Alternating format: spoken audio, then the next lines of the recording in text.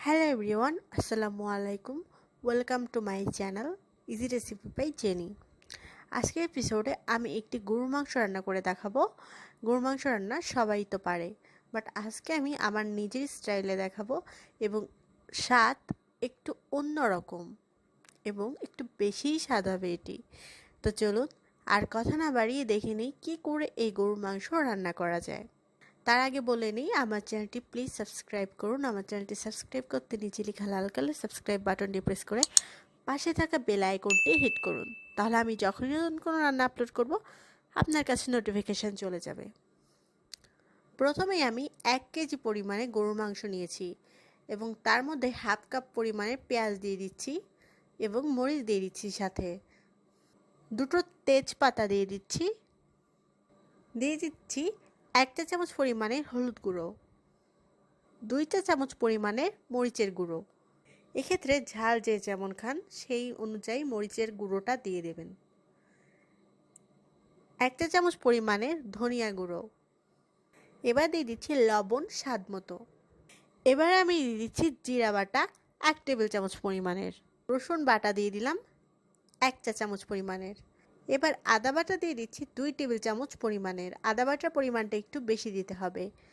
এবার আমি তেল দিয়ে দিচ্ছি প্রায় হাফ কাপ পরিমাণের।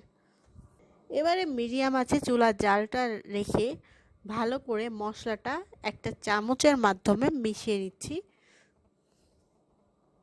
ভালোভাবে মিক্সড হয়ে গেলে বারবার নাড়াচাড়া করে একটু খুব ভালো করে কষিয়ে নিতে হবে। মাংস থেকে যেই পানিটা বের হচ্ছে সেই মাংসের পানি দিয়ে কিন্তু আমি এটি কষিয়ে নিচ্ছি। আমি এখনও এক্সট্রা কোনো পানি ইউজ করিনি। যতক্ষণ সম্ভব এই পানি না ইউজ করে এটি কষানোর চেষ্টা করবেন। গরম মশলা দিয়ে দিলাম, এখানে দারচিনি আছে, লং আছে, গোলমরিচ আছে আর গুজরাতি আছে, সব একসাথে দিয়ে আমি নেড়ে নিচ্ছি। আমি এই মশলাগুলো একটু থেতো করে দিয়েছি একটা হিমাল দিস্তার সাহায্যে। এভাবে আমি অনেকক্ষণ ধরে এটি কষিয়ে নেব আর নাড়াচাড়া করতে থাকবো। এই কষানোর জন্যই এটার স্বাদ একটু বেশি হবে। এবার আমি একটু পানি দিয়ে দিচ্ছি। যখন একদম পানি শুকিয়ে যাবে ঠিক তখনই পানিটা দিয়ে দিতে হবে। এবার এই পানি দিয়ে অনেকক্ষণ ধরে আবার কষিয়ে নেব যতক্ষণ না পানি শেষ হচ্ছে। দেখুন পানিটা শুকিয়ে গিয়েছে আর অনেকটা তেল বের হয়েছে। এবার আমি আলাদা ভেজে রাখা আলুগুলো দিয়ে দিচ্ছি। আলুটা অপশনাল, যদি না দিতে চান না দেবেন। আলুটা আমি আগে তেলে ভেজে নিয়েছি। আমি আর একটা স্পেশাল মশলা তৈরি করে রেখেছি, যেই মশলাটা আমি একদম লাস্টে দিব এবং সেই মশলাটা কিভাবে তৈরি করেছি সেটাও আমি বলে দেব।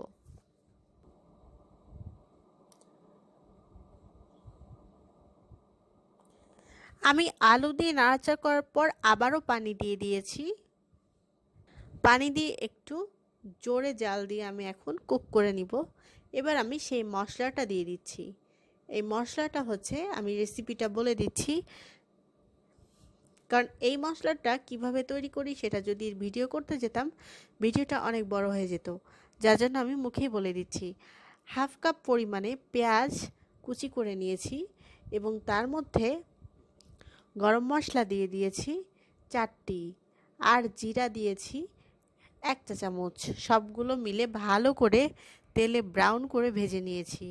ভেজে নিয়ে সেটা পাটায় বেটে তারপরে দিয়েছি। ব্লেন্ডিং করিনি, আমি এটা হাতে পাটায় বেটে নিয়েছি। আর এই মশলাটা নামানোর ঠিক 10 মিনিট আগে দিতে হয়। আর এটাকে ভাজনি বলে অনেকে আঞ্চলিক ভাষায়।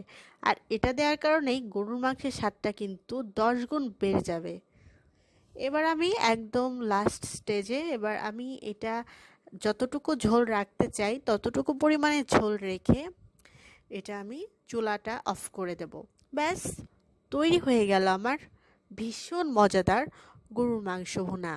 এভাবে আপনারা যদি করেন আর এই স্পেশাল মশলাটা যদি ইউজ করেন তাহলে অবশ্যই টেস্টটা দ্বিগুণ বেড়ে যাবে।